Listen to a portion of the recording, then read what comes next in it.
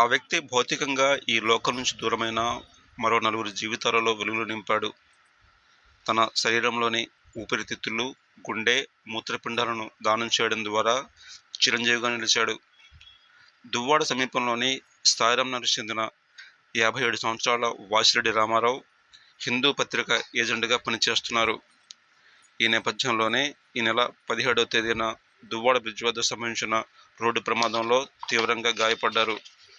అతనిని చికిత్స నిమిత్తం కిమ్స్ ఆసుపత్రికి తరలించగా అతనిని బతికించేందుకు వైద్యులు తీవ్రంగా శ్రమించారు.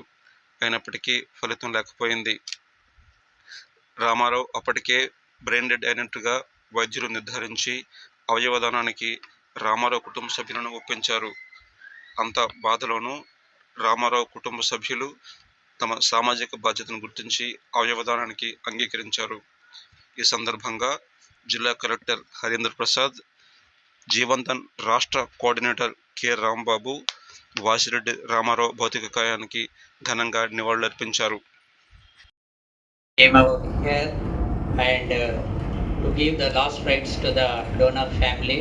So now I invite donor family members, so please come on to the stage and receive the felicitation.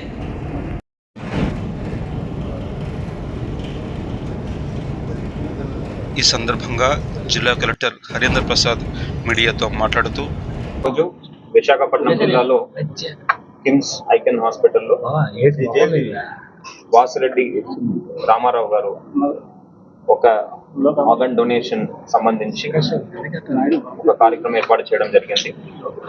ఈ కార్యక్రమంలో ఈ మధ్యలో జరిగిన ప్రమాదంలో వాసిరెడ్డి రామారావు గారు చనిపోవడం వల్ల వాళ్ళు కుటుంబ సభ్యులు ధైర్యంగా ముందుకు వచ్చి ఆయన ఒక ఆర్గన్స్ అన్ని కూడా డొనేట్ చేయడం జరిగింది.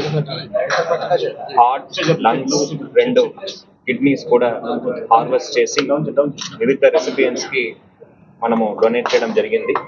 దీని ద్వారా నలుగురికి ప్రాణం పోసిన రామారావు గారికి, వాళ్ళ కుటుంబ సభ్యులకి నేను ప్రత్యేకంగా రాష్ట్ర ప్రభుత్వం తరఫున, జీవన్దాన్ ఫౌండేషన్ తరఫున తెలియజేస్తున్నాను. ఈ సందర్భంగా జీవో 95లో రాష్ట్ర ప్రభుత్వం ఇచ్చేసిన ఆదేశాల మేరకు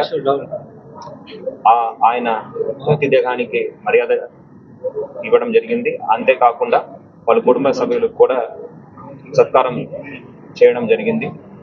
దీని ద్వారా ఇంకా చాలా మంది డోనర్స్ ముందుకు వచ్చి అవయవ దానాన్ని ప్రమోట్ చేయాలని అందరినీ కోరుతున్నాను. అంతేకాకుండా ప్రమాదాలు జరగకుండా కూడా అందరూ కూడా హెల్మెట్ ధరించవలసిగా ఈ సందర్భంగా కోరుతున్నాను. మనము హెల్మెట్ మ్యాండేటరీ అని చెప్పడం జరిగింది. అన్ఫార్చునేట్లీ చాలా మంది ఇంకా హెల్మెట్ లేకుండా ప్రయాణం చేయడం, దాని ద్వారా ఇలా విపత్తులో ఇబ్బంది పడడం అనేది చూస్తున్నాము. దయచేసి విశాఖపట్నం ప్రజలందరూ కూడా అర్థం చేసుకొని హెల్మెట్ ధరించవలసిగా ఈ సందర్భంగా అందరినీ కోరుతున్నాను. ఈ ఆర్గన్ డొనేషన్కి ముఖ్య కారణమైన కిమ్స్ ఐకాన్ వారిని, అదేవిధంగా జీవన్దాన్ ఫౌండేషన్ కిమ్స్ డైరెక్టర్ రాంబాబు గారిని కూడా ఈ సందర్భంగా నా ధన్యవాదాలు తెలియజేస్తున్నాను. ఇంకా ఎంతో మంది రెసిపియన్స్ వెయిట్ చేస్తున్నారు. ఫ్యామిలీస్ అందరూ కూడా ఇలాంటి సిచ్యువేషన్లో ముందుకు వచ్చి వాళ్ళు ఒక ఆర్గన్స్ డొనేట్ చేస్తే ఇంకా చాలా ప్రాణాలు బతికించవచ్చనే విషయాన్ని అర్థం చేసుకొని రామారావు గారి కుటుంబం లాగానే వాళ్ళు కూడా ముందుకు రావాలని ఈ సందర్భంగా కోరుతున్నాను.